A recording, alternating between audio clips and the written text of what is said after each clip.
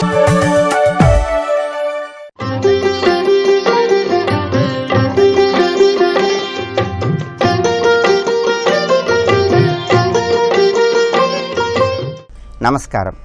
ప్రేక్షకులందరికీ శుభోదయం.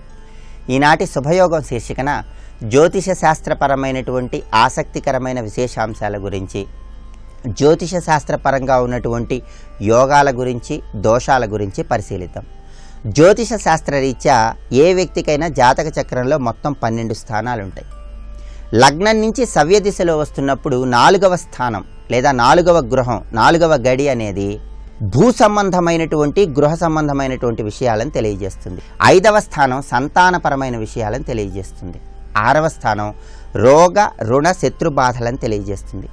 7వ స్థానం వివాహపరమైనటువంటి విషయాలను, 8వ స్థానం అంటే 8వ స్థానం ఆయుర్దాయాన్ని, 9వ స్థానం మన భాగ్యాన్ని, పూర్వజన్మ అదృష్టాన్ని తెలియజేస్తుంది. అలాగే జాతక చక్రంలో ఉన్న 12 స్థానాల్లో 10వ స్థానం అనేది మన వృత్తిని తెలియజేస్తుంది. 11వ స్థానం లాభాన్ని తెలియజేస్తుంది. మనకు ఆకస్మికంగా వచ్చేటటువంటి లాభాన్ని జాతక చక్రంలో ఉన్న 11వ స్థానం తెలియజేస్తుంది. అలాగే జాతక చక్రంలో ఉన్నటువంటి 12వ స్థానం వ్యయాన్ని, అజ్ఞాత శత్రువులను తెలియజేస్తుంది. ఇలా జాతక చక్రంలో ఒక్కొక్క స్థానం ఒక్కొక్క విషయాలను మనకు తెలియజేస్తుంది. ప్రధానంగా జ్యోతిష శాస్త్రపరంగా జాతక చక్రంలో ఉన్నటువంటి 12 స్థానాలలో లగ్నం అంటే 1వ స్థానం, 4వ స్థానం, 7వ స్థానం, 10వ స్థానం, 1, 4, 7, 10 ఈ స్థానాలను కేంద్రములు అనే పేరుతో పిలుస్తారు. ఏ వ్యక్తికైనా సరే జాతక చక్రంలో ఈ కేంద్రాలకు విశేషమైన ప్రాధాన్యత ఉంది.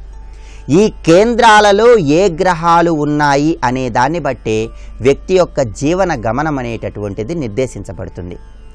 అలాగే జ్యోతిష శాస్త్రరీత్యా కొన్ని గ్రహాలను శుభగ్రహాలుగాను, కొన్ని గ్రహాలను పాపగ్రహాలుగాను వివరించడం జరిగింది. గురుడు, శుక్రుడు, శుభగ్రహాలతో కలిసి ఉన్నటువంటి బుధుడు, పూర్ణచంద్రుడు ఈ గ్రహాలను శుభగ్రహాలుగా జ్యోతిష శాస్త్రం వివరించింది. పూర్ణచంద్రుడు అంటే ఎవరైనా సరే ఏ నెలలోనైనా శుక్లపక్ష అష్టమి నుండి కృష్ణపక్ష అష్టమి మధ్యలో జన్మిస్తే వాళ్ళ మీద పూర్ణచంద్రుడి ప్రభావం ఉంటుంది. అలాగే జ్యోతిష శాస్త్రరీత్యా రవి, క్షీణచంద్రుడు, శని, రాహువు, కేతువు పాపగ్రహాలతో కలిసి ఉన్న బుధుడు ఈ గ్రహాలను పాపగ్రహాలుగా జ్యోతిష శాస్త్రం తెలియజేస్తుంది. జాతక చక్రంలో కేంద్రాలకు ఉన్నటువంటి ప్రాధాన్యత ఏంటంటే, ఈ కేంద్రాలలో శుభగ్రహాలు ఉన్నట్లయితే దానివల్ల పెద్దగా ఉపయోగకరమైనటువంటి ఫలితాలు సంభవించవు. అయితే కేంద్రాలలో ఎవరికైనా సరే పాపగ్రహాలు ఉన్నట్లయితే అటువంటి వ్యక్తులు జీవితంలో అద్భుతంగా రాణిస్తారని, విశేషమైనటువంటి పురోభివృద్ధిని సాధిస్తారని జ్యోతిష శాస్త్రం మనకు తెలియజేస్తోంది. అంటే జాతక చక్రంలో ఎవరికైనా సరే లగ్నం అంటే 1వ స్థానం, 4వ స్థానం, 7వ స్థానం, 10వ స్థానం ఈ 4 కేంద్రాలలో పాపగ్రహాలు ఉండటం చాలా మంచిది. పాపగ్రహాలు ఉంటేనే ఆ కేంద్రాల ప్రభావం వల్ల అద్భుతమైన స్థితిలో రాణిస్తారు. అలాగే జ్యోతిష శాస్త్రరీత్యా జాతక చక్రంలో ఉన్న 12 స్థానాల్లో ఏ స్థానంలో ఏ గ్రహం ఉన్నది అనే దానికంటే ఆ స్థానానికి ఏ గ్రహానికి ఆధిపత్యం వచ్చిందనే విషయానికి ఎక్కువ ప్రాధాన్యతనివ్వటం జరిగింది. ప్రతి స్థానంలో ఏ గ్రహం ఉన్నది అనే దానికంటే ఆ స్థానానికి ఎవరు అధిపతిగా ఉన్నారనే దానికి ఎక్కువ ప్రాధాన్యత ఉంది. కేంద్రాలకు జాతక చక్రంలో పాపగ్రహాలకు ఆధిపత్యం వచ్చినట్లయితే అద్భుతమైనటువంటి శుభ ఫలితాలు కలుగుతాయి. ఒకవేళ కేంద్రాలకు శుభగ్రహాల ఆధిపత్యం వచ్చినట్లయితే దాన్ని కేంద్రాధిపతి దోషము అనే పేరుతో పిలుస్తారు. అటువంటి దోషం ఉన్నప్పుడు కొన్ని ప్రత్యేకమైన పరిహార మార్గాలను పాటించాలి. అలాగే జాతక చక్రంలో ఉన్నటువంటి 5, 9 స్థానాలను కోణములు అనే పేరుతో పిలుస్తారు. ఎలాగైతే 1, 4, 7, 10 స్థానాలను కేంద్రాలు అంటారో 5, 9 స్థానాలను కోణాలు అంటారు. ఎవరికైనా జాతక చక్రంలో ఉన్న 12 స్థానాల్లో ఈ 5, 9 స్థానాల్లో అంటే కోణాలలో ఏ గ్రహాలున్నా అద్భుతమైన ఫలితాలు ఇస్తాయి. ఆ కోణాలకు ఆధిపత్యం ఏ గ్రహాలకు వచ్చినా కూడా విశేషమైనటువంటి శుభ ఫలితాలు కలుగుతాయి. అంటే ఒక వ్యక్తి జాతక చక్రంలో కేంద్రాలకు కోణాలకు విశేషమైన ప్రాధాన్యత ఉందని, దాన్ని బట్టే ఫలితం నిర్దేశించబడుతుందని జ్యోతిష శాస్త్రం మనకు తెలియజేస్తోంది. ఇంకా జ్యోతిష శాస్త్రపరమైన ఆసక్తికరమైన విశేషాంశాలను గురించి వచ్చే బుధవారం శుభయోగం శీర్షికన తెలుసుకుందాం. రేపటి శుభయోగం శీర్షికన దేవాలయ సందర్శనానికి వెళ్ళినప్పుడు ఎటువంటి ప్రత్యేకమైన నియమాలను విధులను పాటించాలో పరిశీలిద్దాం. నమస్కారం.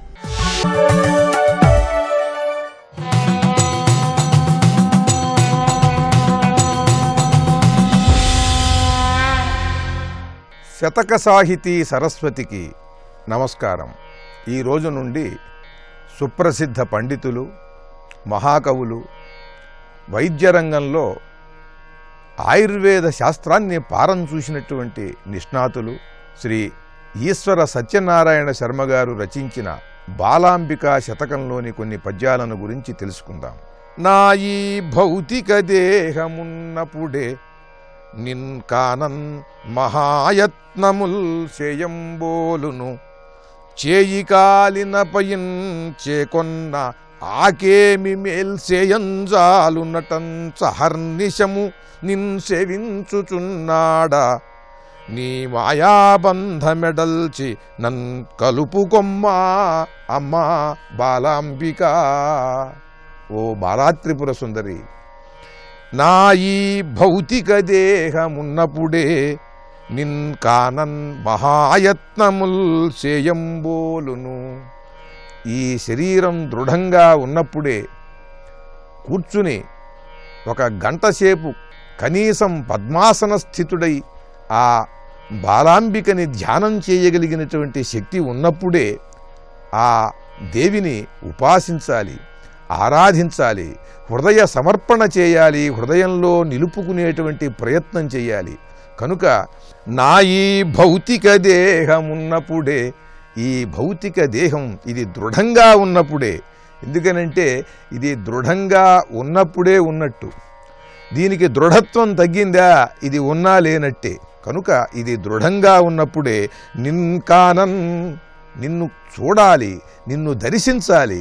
ఆ దర్శించేందుకు మహాయత్నముల్ సేయంబోలును, అనేకానేక ప్రయత్నాలు చేయటానికి ఇదే మంచి సమయం.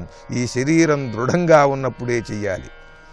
అది క్షేత్ర దర్శనం ద్వారా అష్టాదశ పీఠాలను దర్శించి, సద్గురువులను సేవించి, దివ్య గ్రంథములను పఠించి, వారి బోధలను అర్థం చేసుకుని, ఎన్నెన్నో విధములైనటువంటి యోగ సాధనలు చేసి, ఏ విధంగా అయినా సరే నీ దర్శనం పొందటానికి ఈ శరీరం దృఢంగా ఉన్నప్పుడే చెయ్యాలి. అటువంటి మహాయత్నముల్ సేయంబోలును, చేయి కాలిన పయిన్ చేకొన్న ఆకేమి మేల్సేయంజాలును. చెయ్యి కాలిన తర్వాత ఆకులు పట్టుకుంటే ఆ ఆకులు ఈ మంటని తగ్గించలేవు. అలాగే ఈ శరీరం అనేటువంటిది దృఢత్వం తగ్గిన తర్వాత నిన్ను ఆరాధించాలంటే కుదరదు. అలా నేను భావించి అహర్నిశము నిన్ సేవించుచున్నాడా, రాత్రింబవళ్ళు కూడా నిన్ను ధ్యానిస్తున్నాను తల్లి. నీ మాయాబంధ మెడల్చి నన్ కలుపుకొమ్మా అమ్మా బాలాంబికా. ఇక నీ మాయను ఉపసంహరించుకుని నన్ను ఆవరించకుండా నన్ను నీలో కలుపుకో అంటూ ఆర్తితో భక్తితో బాలాత్రిపుర సుందరిని ఆరాధిస్తూ అద్భుతమైన పద్యరచన చేసి గొప్ప శతకాన్ని మనకు అందించిన వైద్యవరులు, సుప్రసిద్ధ పండితులు, భక్తి తత్పరులు శ్రీ ఈశ్వర సత్యనారాయణ శర్మ గారి బాలాంబికా శతకంలోని మరి ఒక పద్యం గురించి రేపు ఉదయం తెలుసుకుందాం. ఓం శ్రీమాత్రే నమః.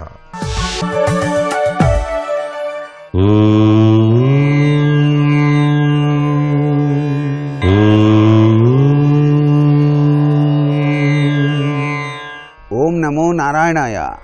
ఓం నమః శివాయ. శ్రీమాత్రే నమః. ఈరోజు బుధవారం. సీతారామ తత్వంలో విరాజిల్లేటువంటి ఆ స్వామిని ఏ తీరున మనం గనక పూజ చేసినట్టయితే సత్ఫలితాలు కలుగుతాయో గ్రహించవలసినటువంటి సంప్రదాయ లక్షణం ఉంది. రాముడు పుణ్యగుణాభిరాముడు కదా. ఆయనకు అటుకులు, బెల్లం, తేనె, అలాగే పటిక బెల్లం కలిపి ఆ సీతారాముల వారికి కనుక నైవేద్యంగా కనుక సమర్పించినట్లయితే కుటుంబ సమస్యలన్నీ కూడాను తొలగిపోతాయి. కుటుంబంలో వచ్చేటువంటి వివిధ రకాలైనటువంటి సమస్యలన్నీ కూడా తొలగిపోవటానికి ఇది చాలా చక్కటి విధి విధానం. స్వామివారికి గనక పాయసాన్నం కొబ్బరికాయ నివేదించి ప్రసాదంగా పంచిపెట్టినట్టయితే నవగ్రహ దోషాలన్నీ కూడా పటాపంచలైపోతాయి అంటోంది శాస్త్రం. స్వామివారికి గనక పెరుగన్నం నివేదనగా చేసి అందరికీ గనక పంచిపెట్టినట్లయితే వ్యాపారంలో విశిష్టవంతమైనటువంటి లాభార్జన సాధించడానికి ఆస్కారం ఉంటుంది. ప్రభుత్వ వ్యవహారాల్లో విజయానికి రావలసినటువంటి ధనం సకాలంలో చేతికి అందడానికి శ్రీరామ జయరామ జయ జయరామ అని చెప్పేసి ధ్యానం చేస్తూ సపోటా పండు నివేదనగా సమర్పించి 10 మందికి పంచాలి. ఈ విధమైనటువంటి విధి విధానం వలన చక్కటి యోగం సిద్ధిస్తుంది. పసుపు పచ్చటి చామంతి పూలతో గనక ఆ సీతారాముల్ని గనక ఆరాధన చేసినట్లయితే ప్రయత్నాలన్నీ కూడాను సఫలీకృతమవుతాయి.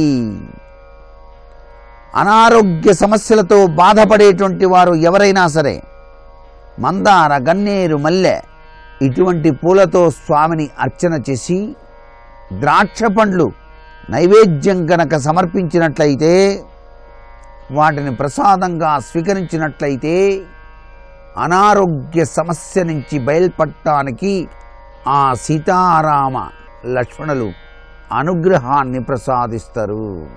సర్వే జనా సుఖినో భవంతు.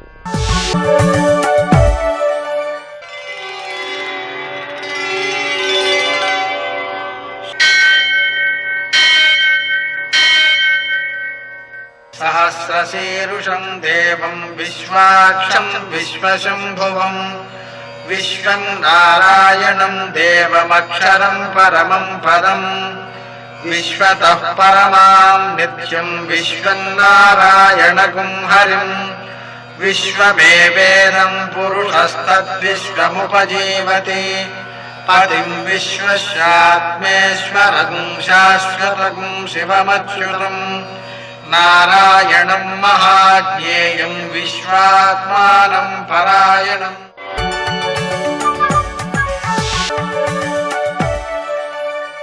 సూర్యశౌర్యమథేందురింద్రపదవీ సన్మంగళం మంగళం. ఆపదామపహర్తారం దాతారం సర్వసంపదాం లోకాభిరామం శ్రీరామం మోక్షదం తం నమామ్యహం. నేటి కాలమాన విశేషాలను గమనిద్దాం.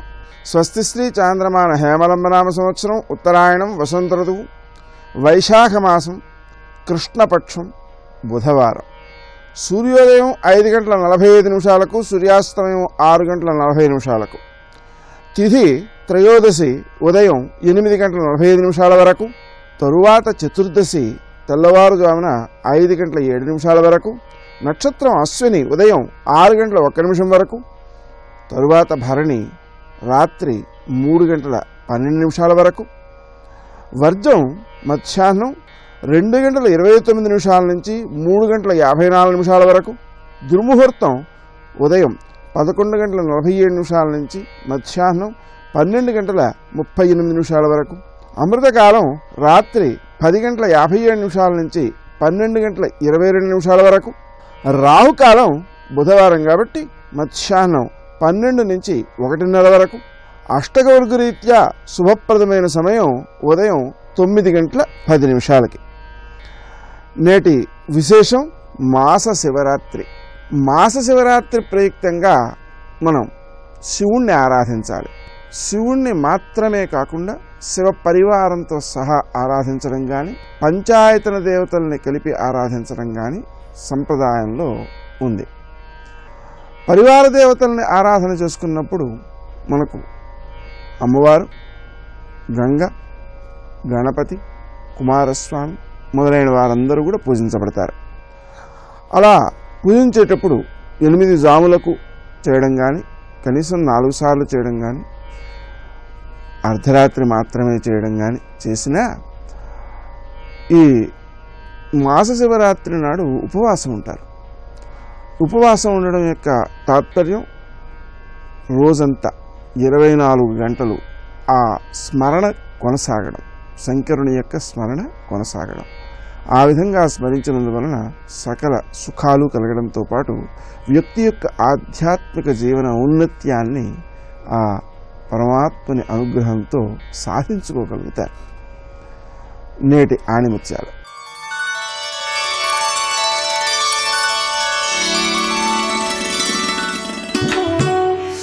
స్వార్థంతో సిద్ధాంతాలను అమలుపరిచే వారికి అనర్థాలే మిగులుతాయి.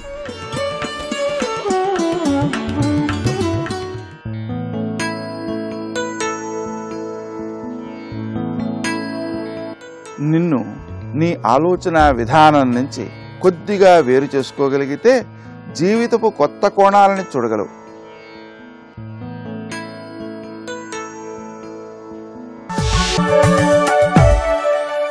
ప్రాతస్మరామి లలితావదనారవిందం బింబాధరం పృథులమౌక్తికశోభినాసం ఆకర్ణదీర్ఘనయనం మణికుండలాఢ్యం మందస్మితం మృదుమదోజ్వల ఫాలదేశం. అర్చామూర్తి అంటే మనం ఒక రూపం, ఒక స్థితి అనుకుంటాం. దానికి సర్వాంతర్యామైన తత్వానికి అలా సమన్వయం చేయాలో ఇక్కడ గ్రహించాల్సింది. అన్నమయ్య చేస్తాడు ఈ భావన. నిత్య పూజలువో నేరిచినవో ఓ దగ్గర చేశాడు ఆయన. అంతేకాదు షోడశ కళానిధికి షోడశోపచారములు, అలరు విశ్వాత్మకునకు ఆవాహనమిదే, సర్వనిలయునకు ఆసనము నెమ్మినిదే అంటాడు మహానుభావుడు. సర్వవిశ్వాత్మకుడికి నేను ఇక్కడ ఆసనం ఇస్తున్నాను. ఆ మాట అన్నప్పుడే సర్వత్రా ఉన్నవాడికి ఆసనం ఇవ్వడం ఏంటయ్యా అని మనకు అనిపిస్తుంది. కానీ నేను ఆసనం ఇస్తున్న స్వామివారు సర్వత్రా ఉన్నవాడు అనే భావనతో చెయ్యు, అది గొప్ప ఉపాసన అవుతుంది. అదే ఇక్కడ చూపిస్తున్నాడు. కాంచీపురంలో మందిరం చేసుకున్న మా అమ్మన్నదే, ఆవిడ ఇందు రవి మండల కుచ, ఆవిడ వక్షస్థలంలో ఆ 2 స్వరూపములు ఏవయ్యా, జగతికి స్తన్యమిచ్చేటువంటి ఆ 2 వక్షస్థల భాగములు ఇందు రవిమండల కుచ.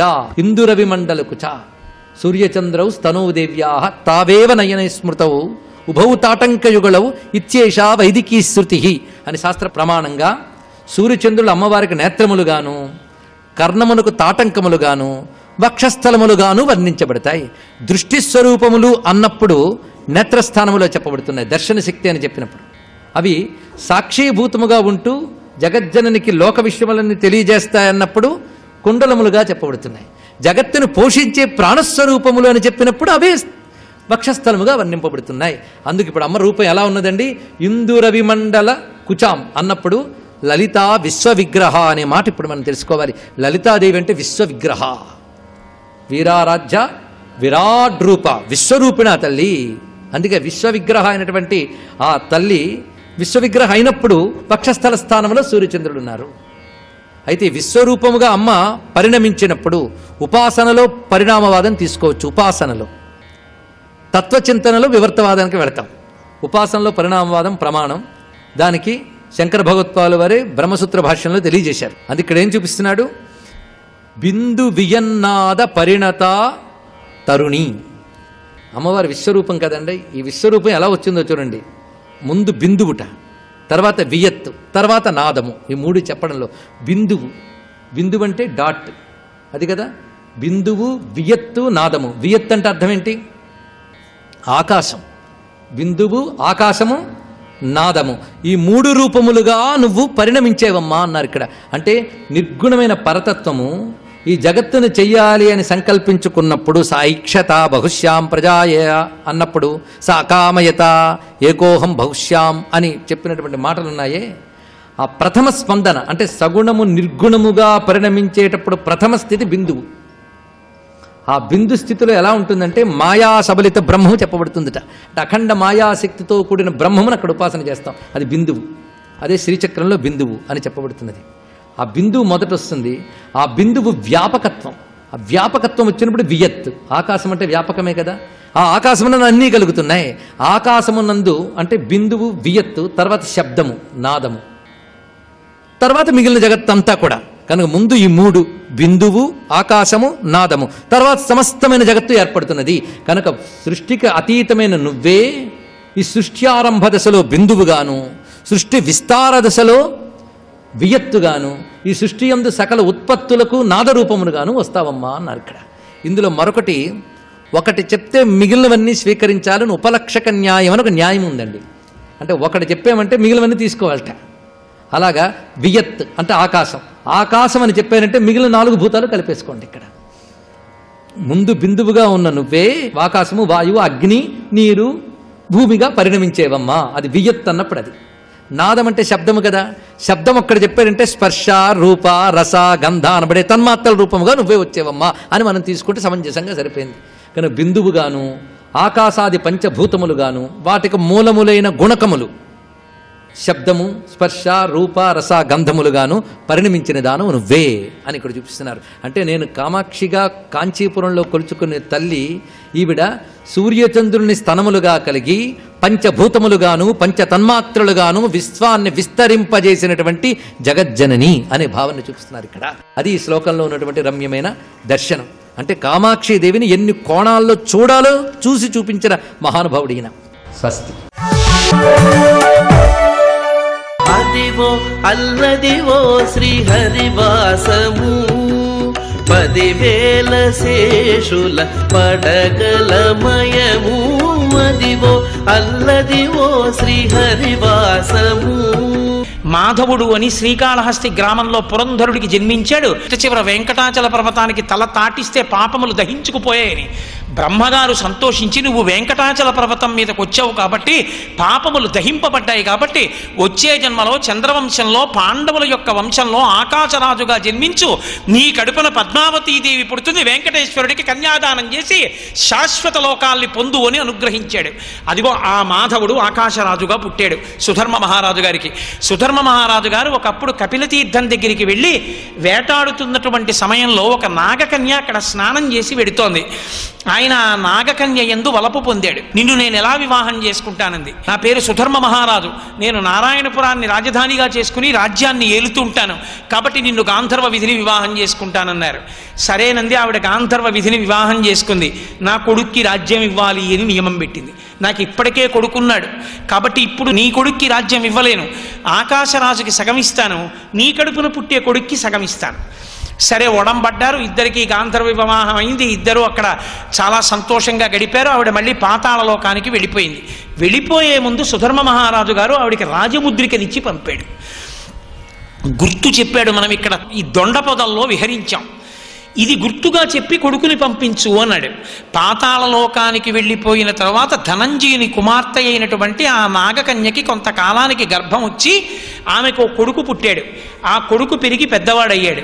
16 సంవత్సరములు వచ్చి అన్ని విద్యలు నేర్చుకున్న తర్వాత తండ్రి దగ్గరికి పంపుతూ ఆనాడు సుధర్మ మహారాజు గారు ఇచ్చినటువంటి రాజముద్రికనిచ్చి, నువ్వు ఇంటికి వెళ్ళేటప్పుడు కపిలతీర్థం దగ్గర ఉన్న దొండతీగలు తీసి ఆ దొండతీగలు నడుము కట్టుకుని వెళ్ళరా, దొండతీగలు చూస్తే మీ నాన్నకి నాతో రమించిన రోజులు గుర్తొస్తాయని గుర్తు చెప్పింది. దొండతీగలు నడుముకి కట్టుకుని వచ్చి సుధర్మ మహారాజు గారికి కనపడి గుర్తింపబడిన వాడు కనుక తొండమాన్ చక్రవర్తి అని పేరు వచ్చింది. తొండమానుడు అన్న పేరు రావడానికి కారణం అది. అందుకని సుధర్మ మహారాజు గారికి ఆకాశరాజు, తొండమానుడు కొడుకులు. అదే సమయంలో వెంకటేశ్వర స్వామి వారు వాల్మీకమునందు పుట్టలో ఉండేవారు. పైకి లేచి తిరుగుతూ ఉండేవారు. అప్పుడప్పుడు గుర్రం ఎక్కి వాయుదేవుణ్ణి గుర్రంగా చేసుకుని తిరిగేవారు.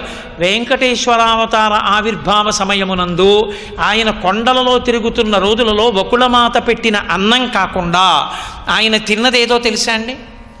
మీరు ఆశ్చర్యపోతారు. చామదుంపలు పైకి తీసి ఉడికించి ఆకుదున్నెలో తేనె పోసి తేనెలో చామదుంపలు వేసి వెంకటేశ్వర స్వామి వారికి పెడుతుండేవాడు. రోజు స్వామి ఆ చామదుంపలు తింటుండేవారు. మహానుభావుడు ఆ పుట్టలో ఉన్న రోజుల్లోనే వెడుతుంటే ఆదివరాహస్వామి వారి యొక్క పరిచారకులు చూసి, ఎవరొస్తున్నారు, ఇక్కడ ఆదివరాహస్వామి వారు ఉన్నారు, పక్కకి తప్పుకోండి పక్కకి తప్పుకోండి అన్నారు. అంటే వెంకటేశ్వరుడు పక్కకి తప్పుకున్నారు. 33 కోట్ల మంది దేవతలు ఆకాశంలో నిలబడ్డారు.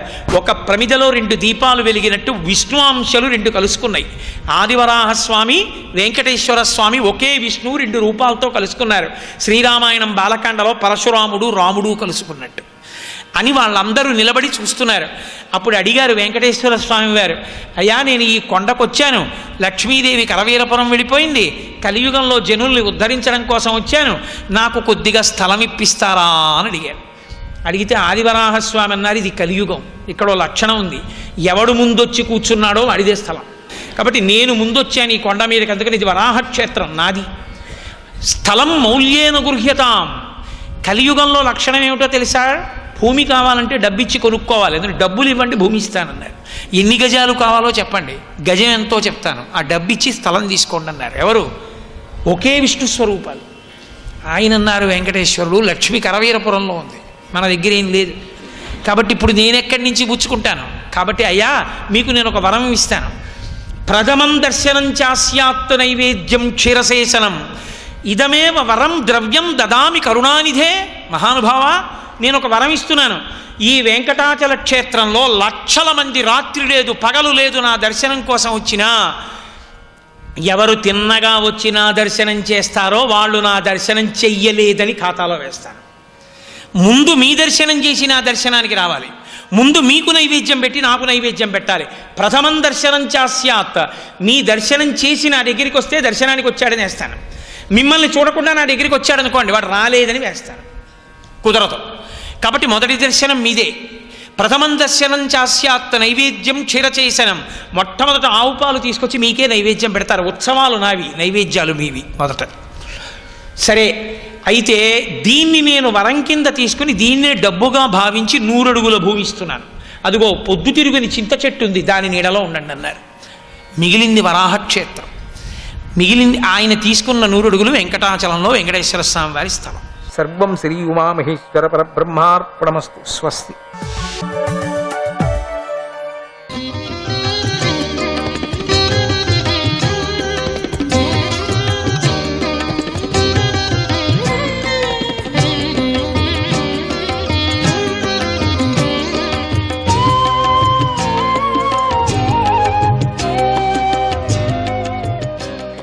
శ్రీధరాయ నమః. ఆ చేప రాజును పిలిచి, ఓ రాజా, ఓ మహారాజా, నాకు నీరే నివాసం, నేను సుఖంగా విహరించటానికి ఈ సరస్సు కూడా సరిపోవటం లేదు, నన్ను రక్షించే ఉపాయాన్ని చూడు, ఎప్పటికీ క్షీణించని అగాధమైన నీరు గల సరస్సులో నన్ను ఉంచు అన్నది. రాజుగారు ఆ మాటలు విని క్షీణించిన నీరు గల పెద్ద సరస్సులో వేశాడు. అంతలోనే అది ఆ సరస్సుతో సమానంగా పెరిగిపోయింది. అప్పుడు రాజుగారు దాన్ని సముద్రంలో వేయాలనుకున్నాడు. తనను సముద్రంలో వేస్తున్న రాజుగారితో ఆ చేప, ఓ వీరుడా, దీనిలో బలంగల మొసళ్ళు, తిమింగలములు మొదలైన జలజంతువులు ఉన్నాయి, అవి నన్ను తినేస్తాయి, కనుక నన్ను ఈ సముద్రంలో విడిచిపెట్టం, నీ వంటి వీరుడికి న్యాయం కాదు కదా అన్నది. ఇలా మధురమైన మాటలతో మనస్సును మోహపెడుతున్నటువంటి ఆ చేపను చూసి రాజుగారు ఇలా అన్నాడు, తమాహకో భవానస్మాం మత్స్యరూపేణ మోహయన్. ఈ మత్స్యరూపంతో ఉండిన మోహం అంటే చేప రూపంతో మమ్మల్ని మోహపెడుతున్న నువ్వు ఎవరివి? నువ్వు నీ వంటి పరాక్రమం గల నీటి జంతువును మేము ఇంతకు ముందు ఎక్కడా చూడలేదు, విననైనా వినలేదు. ఒక్క రోజులోనే నువ్వు 100 యోజనాల విస్తారం గల సరస్సును ఆక్రమించావు. నూనం త్వం భగవాన్ సాక్షాత్ దరిర్నారాయణో వ్యయః అనుగ్రహాయ భూతానాం దస్థే రూపం జలౌకసాం. దస్థే రూపం జలౌకసాం.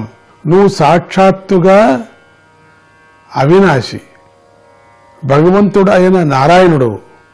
ఇది సత్యము. ప్రాణులను అనుగ్రహించటానికై నువ్వు ఇలా జలచర రూపాన్ని ధరించావు.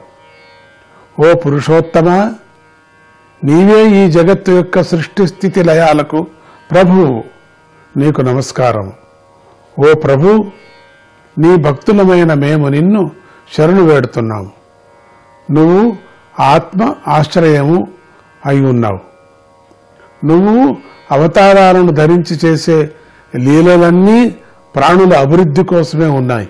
ఇప్పుడు ఈ రూపాన్ని నువ్వు దేనికోసమై ధరించావో నేను తెలుసుకోవాలని అనుకుంటున్నాను. ఓ శ్రీహరి, దేహము మొదలైన అనాత్మ పదార్థాలయందు ఆత్మభావం గల రాజులు మొదలైన వారిని, నీకంటే భిన్నమైన వారిని ఆశ్రయించటం వ్యర్థం. కానీ నీ పాదాలను శరణు వేడటం మాత్రం ఎప్పటికీ అలా వ్యర్థం కాదు. ఎందుకంటే సకల ప్రాణులకు ప్రియమైన ఆత్మవు నీవే. కనుకనే ఆశ్చర్యాన్ని కలిగించే ఈ రూపాన్ని నాకు చూపించావు అన్నాడు. జగన్నాథుడైన శ్రీహరి భక్తులకు ప్రియమైనవాడు, వారి యందు ప్రీతి గలవాడైనటువంటి యుగాంతరంలో ప్రళయ సముద్రంలో విహరించాలని చేప రూపాన్ని నేను ధరించాను. సత్యవ్రత మహారాజుకు సంతోషాన్ని కలిగించాలని ఆ భగవంతుడు ఆయనతో ఇలా అన్నాడు. అంతఃశత్రువులను అణగదొక్కిన ఓ మహారాజా, ఈ రోజు నుండి రాబోయే 7వ రోజున ముల్లోకాలు ప్రళయ సముద్రంలో మునిగిపోతాయి. అప్పుడు ఒక విశాలమైన నౌక నీ వద్దకు వస్తుంది. నువ్వు అన్ని మొక్కలను, చిన్న పెద్ద విత్తనాలను సంగ్రహించి నౌకలో ఉంచు.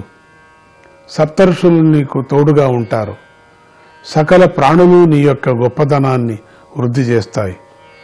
నువ్వు ఆ పెద్ద నౌకను ఎక్కు. అంతటా ముంచెత్తి ఉన్న ప్రళయ సముద్రంలో ఎక్కడా కాంతి ఉండదు.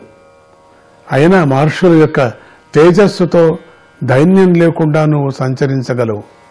బలమైన గాలులు వీచటంతో నావ అల్లల్లాడిపోతుంది కదా. నేను అప్పుడు అక్కడికి వస్తాను. నువ్వు వాసుకి సర్పాన్ని త్రాడుగా చేసుకొని ఆ నావను నా కొమ్మకు గట్టిగా కట్టు. నువ్వు మహర్షులు కలిసి ఆ నౌకలో ఉండగా బ్రహ్మదేవుడి రాత్రి సమయం పూర్తి అయ్యేంత వరకు నేను నా నావను సముద్రంలో లాగుతూ విహరిస్తాను.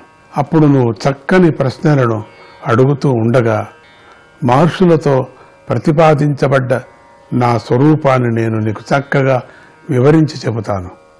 నా అనుగ్రహంతో నువ్వు ఆ పరబ్రహ్మను హృదయంలో సాక్షాత్కరించుకుంటావు అన్నాడు. ఇలా భగవంతుడైన శ్రీహరి సత్యవ్రత మహారాజును ఆదేశించి అంతర్ధానమయ్యాడు. శ్రీహరి ఆదేశించిన సమయం కోసమై రాజుగారు ప్రతీక్షించసాగాడు. రాజర్షి అయినటువంటి సత్యవ్రత మహారాజు దర్భలను తూర్పు వైపు కొనలు ఉండేటట్లుగా పరుచుకొని ఈశాన్యానానికి అభిముఖంగా కూర్చున్నాడు. మత్స్యరూపుడైన శ్రీహరి యొక్క పాదాలను హృదయంలో ధ్యానించసాగాడు. ఇంతలో భగవంతుడు చెప్పిన సమయం ఆసన్నమైంది. భయంకరమైన పెద్ద మేఘాలు ఆకాశమంతా నిండుకొని వర్షించసాగాయి. సత్యవ్రత మహారాజు చూస్తూ ఉండగానే సముద్రం పొంగి కట్టలు దాటి భూమిని ముంచి వేయసాగింది. రాజుగారు ఆజ్ఞను అట్లా అనుకుంటూ ఉండగానే అక్కడికి నౌక వచ్చింది. సత్యవ్రతుడు ఔషధులను, వృక్ష బీజాలను తీసుకొని మహర్షులతో కలిసి ఆ నౌకపైకి ఎక్కాడయ్యా. మహర్షులు ఎంతో సంతోషిస్తూ, ఓ మహారాజా, నువ్వు శ్రీహరిని ధ్యానించు, ఆయన నిశ్చయంగా మనలను ఈ కట్టం నుండి గట్టెక్కించి సుఖాన్ని ప్రసాదిస్తాడు అన్నారు. సత్యవ్రత మహారాజు శ్రీహరిని ధ్యానించాడు. అప్పుడు శ్రీహరి 1,00,000 యోజనాలు పొడవు గల బంగారు చేప రూపాన్ని ధరించి ఆ మహాసముద్రంలో ఆవిర్భవించాడు. ఆ చేపకు ఒకే ఒక కొమ్ము ఉంది. పూర్వం భగవంతుడు చెప్పినట్లుగా సత్యవ్రత మహారాజు వాసుకిని త్రాడుగా చేసి నావను చేప కొమ్మకు గట్టిగా కట్టి మధుసూదనుడైన శ్రీహరిని ఇలా స్తుతించాడు. ఈ లోకంలో జనులు ఆత్మ వివేకము అనాది అయిన అజ్ఞానంతో ఆవరించబడి ఉన్నది.